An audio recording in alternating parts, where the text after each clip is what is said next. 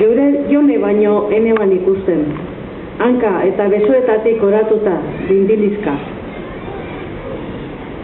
Ertzainek eroan eren, PNV-ek Beltran de Herediak aginduta. Prisa duken, jatekoa eroateko asezina dan Espainiako Audientzia Nazionalari eta potere mediatikoei tributua ordaintzeko. Atzoko eguna zela izan zen, oso beltza. Uste barik agertu ziren, duen gerotsuak, emortien bat eritza bestieri, behitzu bez, umila dira, ero nautizan dira.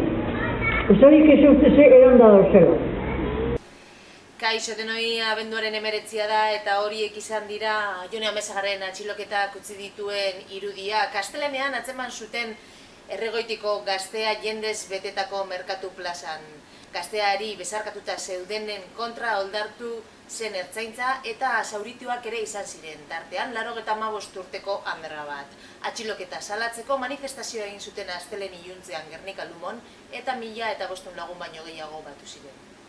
Astelehenean atxilotu zuen ertzaintzak Jone Amezaga gaztea Gernika Lumoko merkatu plazan. Azoka jendez lepo zegoela sartu ziren polizia gaztearen bila.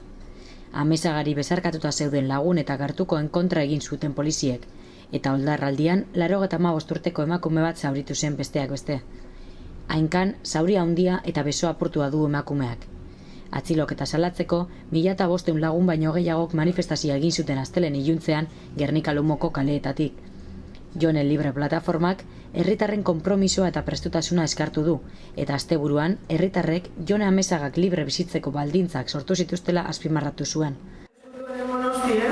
Atzotik libre naz.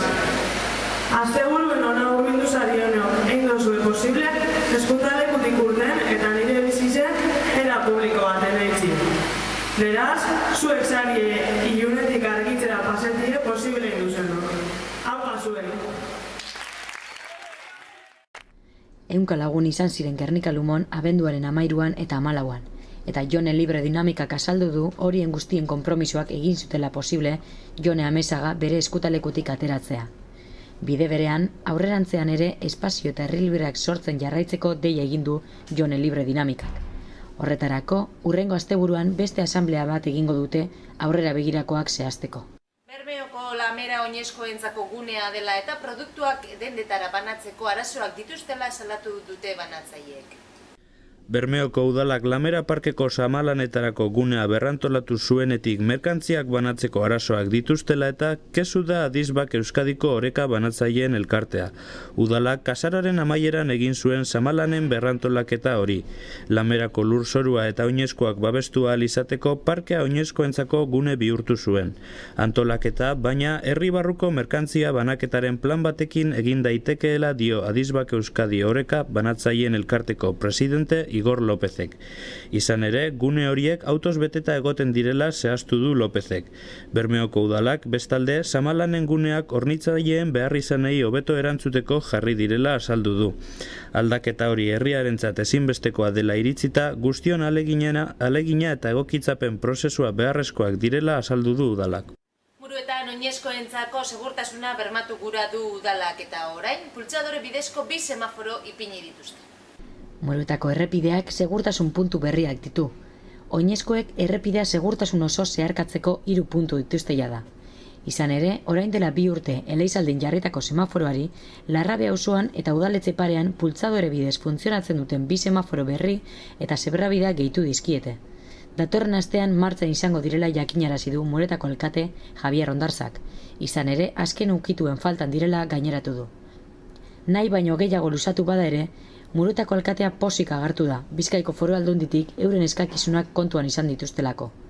Orain, Muruetako alkateak zuhurtziaz jokatzeko eskaera egin dia oinezkoei, naiz eta semaforoa berdiz jarri, ibilgailua gelditu arte ez mugitzeko eskatu die. Badatoz Gabonak berriro eta sasoi honetan ohikoa den legez, Gabonak Rock Fest egingo dute aurten berriro Bermeon ganera, 10. edizioa izango da. Jose Done ikastetxeko kapilan izango da jaialdia. Kapilla Rock elkarteak antolatzen du Gabona Rock Fest jaialdia eta jaialdiak izan dituen goraberen ostean pozik daude 10. antolatu ahal izan dutelako. Hasierako urteak izan ziren honenak antolatzaileen arabera, azken 2 urteak, baina kafe antzokira mugitu genuen jaialdia eta jende aldetik berakada nabarmena izan zen. Zapatuan, Kapillan, 7 hasiko da Gabona Rock Fest jaialdia. 8 talde izango dira agertokian. The Riff Trackers gernikarrak izan ezik, gainontzekoak Bermeoko taldeak dira. Hain zuzen, Perpetual Limbo, Instinct, Sorgert, Tximino, Nores, Snatchen eta Zona Zero rock taldeak igoko dira taula gainera. Portimaon Portugalen izan da Ziara Esteban Gernikako autogidaria. Munduko lasterketarik luzeenean parte hartu du eta bere taldea 3. sailkatu da. Munduko errekorra hautsi duen lasterketan parte hartu du Ziara Esteban autogidari gazteak, historiako lasterketa luzeenean. Errekorra hausteagaz konformatu ez eta sariagaz bueltatu da etxera. Izan ere, 32 orduko lehiaren ostean, Gernika Lumokoaren taldeak 3. saria eskuratu zuen bere kategorian Portimaon lehiatutako lasterketan.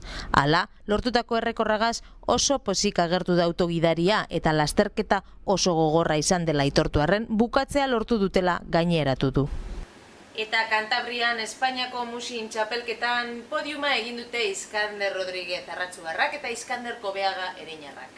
Beste hainbat kirolarirekin batera, Arratzuko Iskander Rodríguezek eta Ereñoko Iskander Kobeagak Espainiako musin txapelketa jokatu zuten joan den asteburuan Polientesen. Kobeagak 2. egin zuen bizikleta gainean eta Rodríguezek berriz 3. Azken horrek gainera 2. saria jaso zuen patinetean. Honaino asteko albisteen errepasoa eta urteko azken albistegia ere izango dugu, izan ere oporrak hartuko ditugu hori dela. Eta urtarrilean izango gara Alkarregaz berriro. Urtarrilaren 9 izango da urrengo asteko albistegia bitartean. Ondo izan.